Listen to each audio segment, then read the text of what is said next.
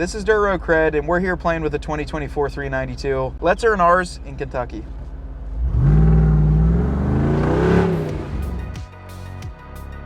If you're looking to order a brand new Jeep Wrangler and get it for the best deal possible, shipped right to your door, and also talk to Jeep experts, we're officially excited to announce that we've got our Dirt Road CRED dealership affiliate program up and running, and we are partnered with Dan Cummins Jeep. All you have to do is go onto our website, type in your information, and it'll directly get connected to their Jeep experts where they can get you a great deal in a very fast shipping time frame. So reach out to them so you can get a brand new Jeep with a brand new grille like this one behind me. It's the brand new 2024 392 in the hydro blue with the satin black grille. It's got the red seats, and it is all dialed in to be the new 2024 model year. Now in this video, we're going to talk about some of the cosmetic changes, of course, that were made into this. Obviously, we know the new grille, we know some wheels and things of that nature. And then also, they have a lot of 392s here, and a ton of you guys on the forums on Facebook were asking, what do the red seats look like with some of the different exterior colors? It is a great, valid question. I got to tell you, some of these interiors might not match out too well if you have a very bright or a very odd colored exterior. We're going to take it for a spin, see how we like the drive, see if it feels any different than the other 392s we've driven before. We're going to be able to test them all out, give you a glimpse of what it would look like,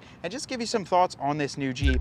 So right off the top, we've kind of nailed this one home. This one does include the brand new grille. So this is the satin black option. This is what that option will look like on this trim. You can see the border of the hydro blue very faintly around. The rest is satin black, and it's almost two-tone in the grille center section. Typically, the rest of this would be color matched if you just get a standard one. These do come blacked out in gray around here, but the grille is updated. It gives you a lot more room in here for a winch. This one does not have the recovery package. There are a few here that do, so we'll give you a glimpse of what that looks like, but still the same front and rear steel bumpers.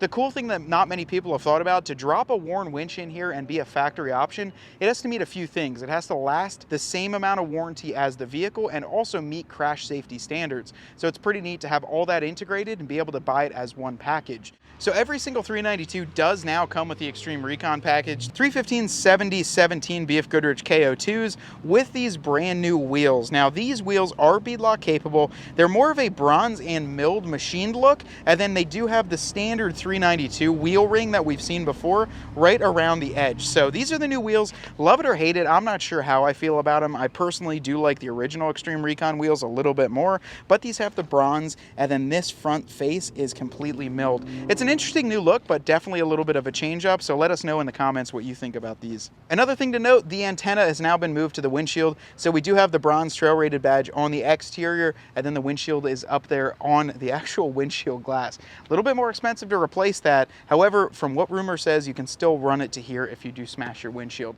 So onto the interior, guys. Here's where the majority of changes are made to the Rubicon 392. I gotta be honest, it's a big switch up from all the bronze stitching and bronze accents I'm used to on the previous model 392s. It's kind of a ton of red on the inside, and I think what was aimed to do this was kind of to match and use less parts to build these vehicles. This reminds me a lot like the Rubicon X, with the side armrests, with the dash panels the same. The steering wheel does have the bolster and the paddle shifts, but everything else is very similar in this, besides the bright and obvious Napa red leather seats.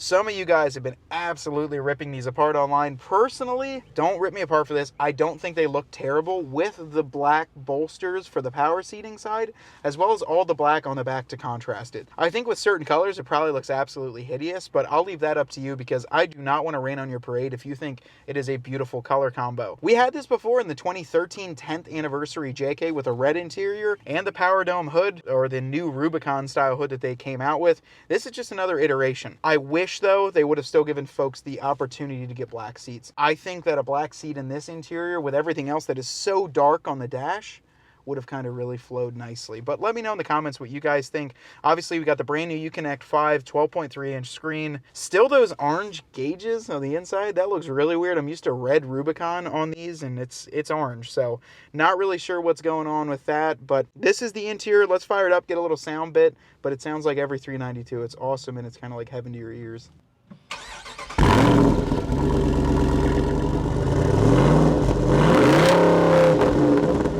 So this one behind us here in the silver zenith color was finished off with the premium recovery group. So it now includes the Warn Xeon 8,000 pound winch already bolted in there and ready to go. This one also has the matte black front grille, so you can see what that looks like with this color configuration. This is a very clean looking unit behind me, and obviously this silver zenith isn't the most ordered color, but it looks really, really nice in the 392 trim. Now let's kind of walk on the inside so we can show you what the red seats look like with the silver zenith. But check it out, guys. It's red seats on the inside of the silver zenith. Maybe Ryan can get some shots of like the door sill plates too, but I think this looks nice in this color because it gives it a little bit of something compared to just that silver on the outside. It gives it a little bit more on the inside here, and yeah, I think it looks pretty clean, but I'll let you guys be the judge. This is it with the silver zenith. I'll close this door so he can see the frame around here and give you what the color contrast looks like. The next one on our list is the Sarge Green 392. This one does have the color match front grille, which comes standard on this vehicle. Front camera, however, no recovery group, so you still have a ton of space to add a winch onto there. This one does have the Sky One Touch, which is a bit unique. Lindsay said the customer of this vehicle is in Texas, so they're going to be able to use that as they feel necessary, open it up, get some air in, and then be able to close it up and have a fully encapsulated vehicle. The Sarge Green looks really good in the 392 trim, so let's kind of step inside, check out the red seats. But here you are, red seats on here. Now some folks say it kind of looks like a Christmas tree. I don't know. I think the red here is a little bit deeper than like a Christmas tree bright firecracker red. And honestly, I'm not hating this contrast. What do you think, Ryan? I actually really like it. You do like it? Yeah, I think it looks nice with the red stitching, and the green is a more subtle color, right? It's a flat color. This just gives it a little bit more on the inside. I think with the top and doors off, maybe it would look a little bit different, but this is still a clean look on the inside. Up next on the list, the timeless color, a black 392. This one does have the front recovery group with the Warn Xeon winch. Your standard black colored grille, so this isn't the satin black, it's the regular one that's included. Obviously your included front camera. This color, as Ryan and I just said, the bronze accents look great on the black trim model. They really do pop, give it a nice, kind of a classic and timeless look on this vehicle. I tell you what, there's nothing better than a cleaned up black vehicle. It doesn't matter what vehicle it is. This one looks absolutely great on the exterior. Black vehicles, it's kind of hard to go wrong no matter what accent color you go with. And this one I'd be happy with. It's black, so you have the ability to add an accent color. It's just the only thing that's tricky with these 24s is you've got completely bronze on the exterior and then the red's all red interior, so kind of a little bit tricky to find what that accent color is. With a black or a white vehicle, which we'll see soon, you can really pick exactly what your accent color is. And this one, being that the seats are red, I'd probably choose a red accent color. Next one up on the list, the Firecracker Red, and I think in Ryan and I's opinion, we saw this one first down at Daytona with the 4xe. This is a good looking Jeep. Now, Brian from Distinction Applied, him and I have been texting. He might actually pick one of these up, actually for Distinction Applied, even this one may be behind us, to get all the color matched accents too. But I really, I mean, that's three reallys, like the way that the interior looks with this Jeep. This one does have the recovery package up front, the Firecracker Red grille. It's a very bright, a very bold Jeep. This would look great on the channel. Let us know what you guys think. But let's pop inside because I dare say, this is the best looking red interior in a red vehicle. I don't know. You guys tell me. It's a little bit darker from the Firecracker Red. It's a little bit more kind of a burgundy accent, a little bit deeper of a red in the seats, but it feels like it fits. I don't know. You have red on the outside, you've got red seats on the inside, and I just feel like this is the trim that really does the best with this Firecracker Red color, and I would say it's probably #1 on my list for what looks best with this brand new red interior. And when we close this door, you guys can see on the sills and even the door frame how much deeper this is than the Firecracker Red. We compared it earlier, but this is a deeper red. This will give you a good contrast to see exactly what it looks like. Next up to bat, another timeless color, a full white Jeep. Now this has got the color match fenders, obviously the color match roof. This customer chose the satin black front grille, so it gave it a little bit more accent on the front. Personally, I do like the way that the actual just color match standard grille looks. It gives you that just white on the exterior, makes it look classic, but this one still looks good too. It looks nice with the satin black. Doesn't have the recovery group up front here. Still, like I said before, plenty of room for that winch in there. But this Jeep, I have a soft spot for a white Jeep because my first YJ was a white Jeep, and that's really what got me into this. And I do like this color. I think it looks great on the exterior. This one, however, let's pop open the doors, see what it looks like on the interior with that. This one, I gotta say, I don't want to hurt anyone's feelings, but I'm not the biggest fan of the red on the inside of the white Jeep. I really think that with this Jeep, it should have been bronze on the inside. I think tying that in from the outside, white's kind of a hard color to find an accent, and I think that this is on the opposite end of the spectrum when it comes to the color wheel. I'm not the biggest fan of this, and when I say that, I'm not taking it lightly. If you guys have this Jeep ordered, or maybe this is even your Jeep, don't take that as like, oh man, Matt doesn't like my Jeep. It's all subjective. Everyone likes different colors. That's what makes us all so unique, and we have 7 of these lined up in different colors. So if you love this, then that's great. I love high velocity, which for some people is like, oh my God, that's awful. It looks like a giant pea Jeep rolling around. But I like that color, and that's all that matters. So if you guys love this, this is great for you. For me, I just think it's a little bit much, and I personally don't really like the red mixed with the white on the outside. I think it's a big contrast, and if you had these doors off, it would probably be a little bit much. Last but certainly not least, this is what we think is probably our favorite in the lineup here. This is the Anvil gray color. Brand new for 2024. It has been released previously on some other Jeep Wrangler lineups, but I think, and Ryan does as well, that this is just the perfect color combination for the 392. I'm extremely happy at the way that this Jeep looks, and we're gonna do a complete walk around and a complete reveal of this color, get it in a bunch of different angles. That might go out before or after this video. It really depends on where we edit and kind of drop that in the timeline, but the Anvil looks absolutely killer in this Jeep. I think what's so great about it is the color Anvil is such a neutral. It's got the blues, it's got the grays, but it matches so well with the palette of the granite and some of those softer silvers and grays that are on this Jeep. Plus the bronze just really finishes it off and makes it look kind of like a complete vehicle. This thing looks sick in person. That's why we're gonna do a full walk around of this color. But once again, no recovery group up front, standard hardtop on this Jeep. So here's your first look at the Anvil with those red seats. I personally don't mind this at all. I'm so used to this color having these bright red seats because of the 10th anniversary JK. That's what I grew up kind of envying, seeing that when that came out in 2013. I wish I could have had enough pennies when I was in high school and college to pick one of those up, but I couldn't. You know, I would have loved that just because I think the seats go so well with this exterior, and I think it helps that it's already previously been released.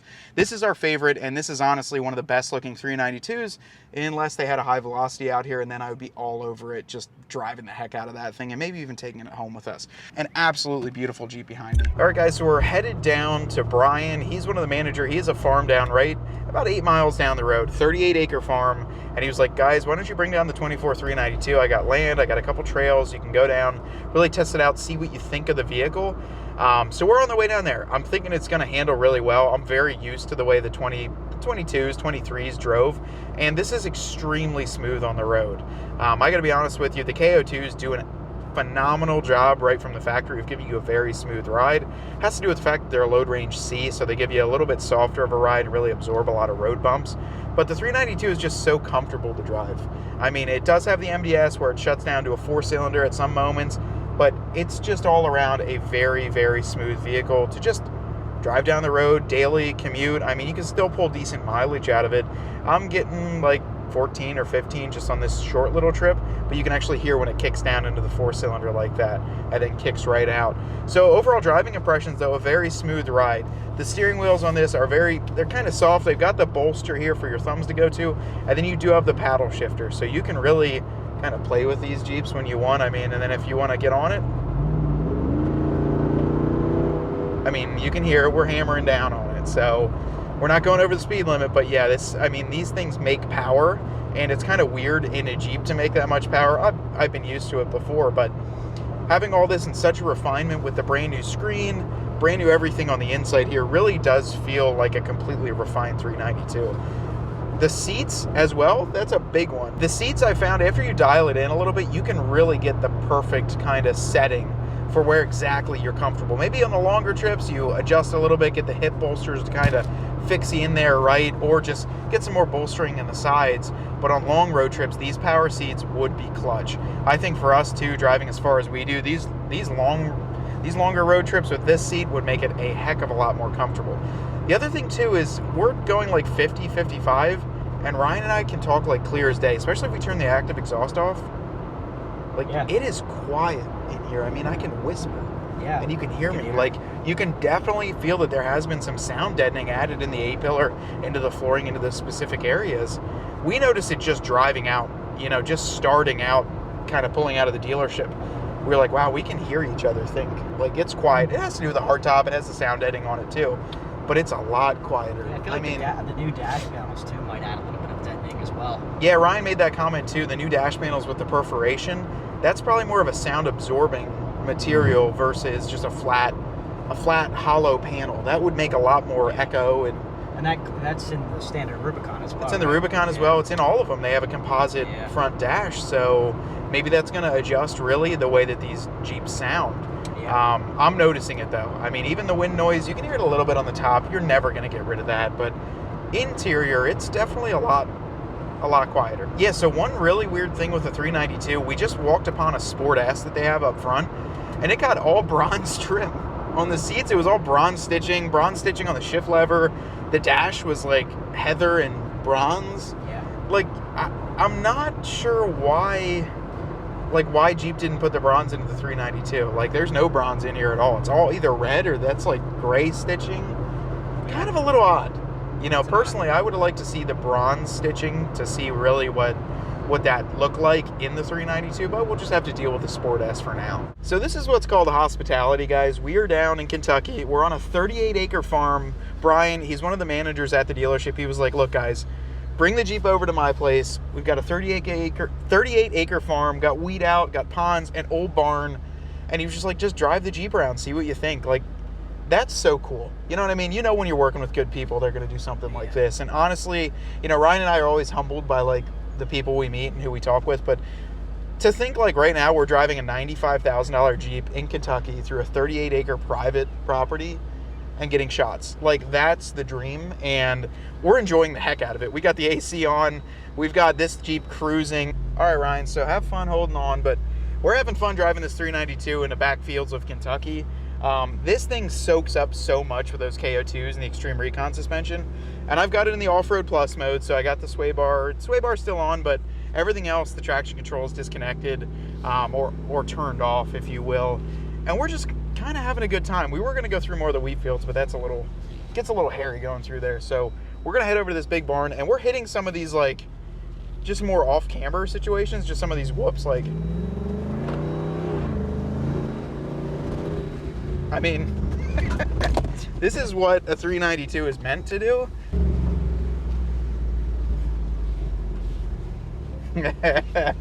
Now that is good old-fashioned fun. It's kind of awesome that Brian's just letting us explore his property. Well, this one has been fun, guys. I got to tell you, driving around a 2024 392 is nothing but fun. I mean, you take this thing out, enjoy it on the highway, enjoy it off the road, which we actually took it on a nice farm, thanks to Brian, and also thanks to the whole Dan Cummins team for really helping us all day today.